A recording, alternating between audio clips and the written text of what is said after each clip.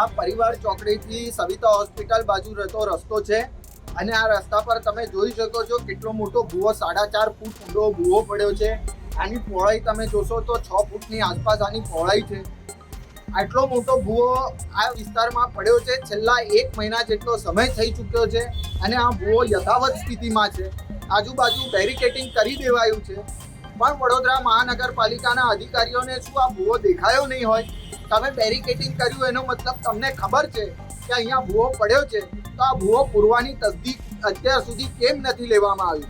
બીજી બાજુ આ જ વિસ્તારમાં છેલ્લા કેટલાય સમયથી ડ્રેનેજનું પાણીની લાઈનોનું કામ ચાલતું હતું અને એ કામગીરીમાં ક્યાંક ને ક્યાંક કોઈ ખામી રહી છે, એને કારણે આ ભૂવો પડ્યો છે.